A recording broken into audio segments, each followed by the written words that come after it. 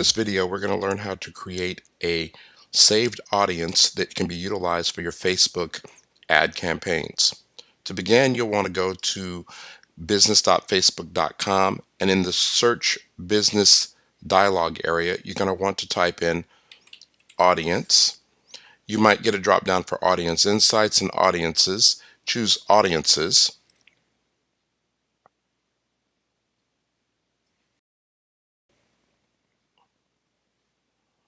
After choosing that, that'll load in your asset library audiences section. And from the drop down of create audiences, you're going to choose saved audience. First thing you're going to want to do is go ahead and give your audience a name. In my case, I'm going to name mine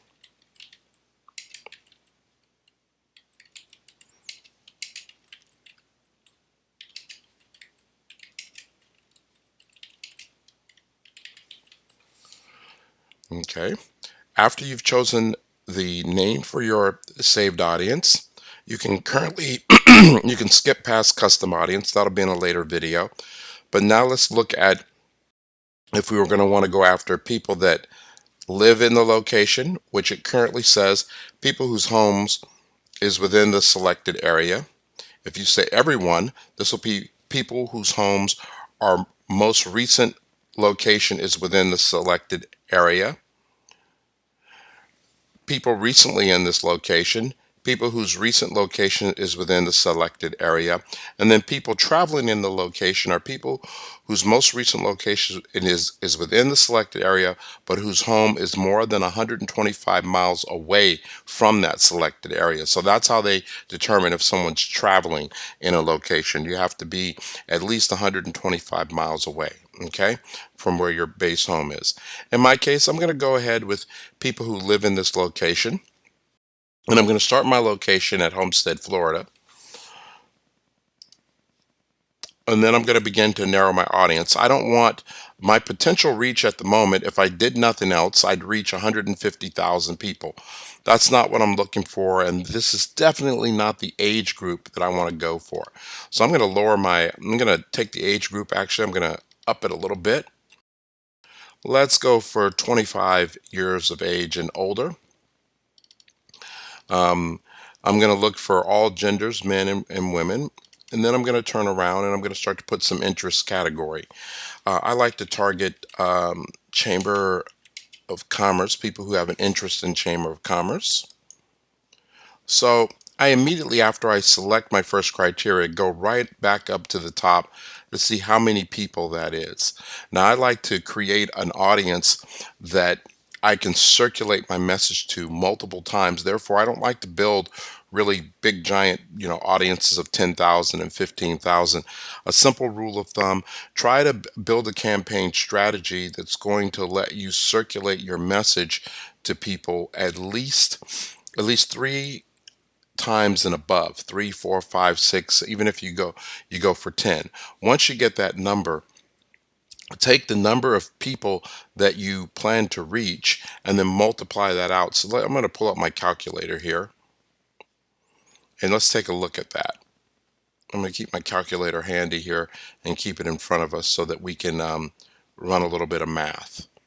Okay, let me slide my calculator into view. Here we go. So right now my audience shows 1,400 people, but I'd like to reach those 1,400 people about 5 times, which will work out to 7,000.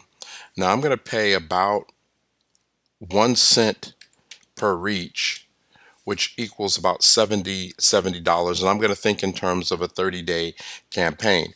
If that makes you happy and you think that that's a good target group to reach, then you go for it. You say, I got $70 to spend, and I'm going to want to do it over the course of 30 days.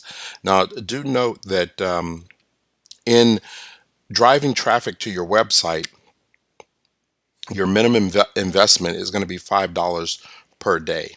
That's a minimum investment, and if you're going to run a 30-day campaign, you're gonna spend about $150 at the moment. If we were to run a website traffic campaign the number of people that I have in my target group.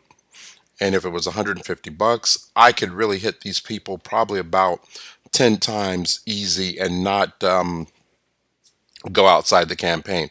But I want to really make sure that this audience is going to work for me. So I'm going to go back and I'm going to further narrow my audience down. So I'm going to move my calculator out of the way for a minute. And let's go down here and I'm going to narrow this demographic. Even though I already have a small number of folks, I'm going to turn around and narrow that audience, and I'm going to look for people who have an interest in social media. People who have an interest in social media, and I'm going to show you why I'm going to choose that category. I'm going to go with social media, but then I'm going to go with social media marketing, people who Facebook advertising, online advertising, um, Facebook for business. I'm looking for those people too. Did I click that one? Yep, Facebook for business. And let's see what I'm getting. Now I brought my audience down to 590 people. Okay, I'm willing to have my audience be at a few thousand people. I'm going to drop social media out for a minute, and that brings it down to 330. And social media is kind of vague for me. I really want a category that is very clear: advertising, Facebook for business, Facebook marketing, online advertising, digital marketing. We do digital marketing. Um, I'm going to stay away from marketing strategy for a moment. Internet marketing as a job title is not something I want. I don't want advertising. It's too vague. Now let's take a see what we got here. We're up to 380 people. I'm going to go back to this people who live in this location. I'm going to go everyone in this location of Homestead. I end up with 5,500 people. I'm going to pull that back down to a 10-mile radius, and there's my number. That's a good spot for me. 1,100 people. Again, if I wanted to do a check and balance on it, I'd pull my calculator back out. 1,100 people times 5 is going to cost me about $55. Let's go for that. I'm trying to get these people to like my Facebook fan page because I want to have them be able to connect. Now, to make sure I don't end up targeting someone who's already a fan, I'm going to go ahead and change my connection types to Facebook page to exclude people who like your page. So I'm going to put in my page name of Release Solutions. There we go. That shouldn't take the number down too. Oh, it actually did drop the number down. There are in the scope, there were 1,100 people initially when I started this, and within 10 miles of Homestead, there were 100 people already in my Facebook fan page that I was about to target to. So it's important that if you're trying to run an engagement campaign, to use your page as an exclusion so that you don't end up sending the same message to like your page to people who already like your page. That's kind of a waste of money. So even though this brings me down to in terms of money I can invest, I'm not really worried about that. Do I want to go 10 miles out? If I wanted to go further out, maybe I might want to target another city. I'll probably build another audience. But for right now, this audience looks good. I can put in language as another option if I wanted to. But this looks really good for me.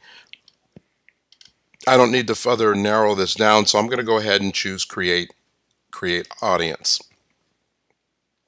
That audience will automatically populate inside of my audience list.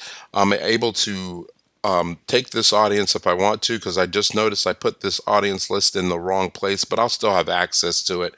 But I generally run my Release Solutions campaigns under Release Solutions, not my Homestead assets. So I'll probably be moving that audience and sharing it to my Release Solutions account versus my Homestead asset account. But for now, that is how you create an audience, and then we'll get into placing a physical ad in a second here.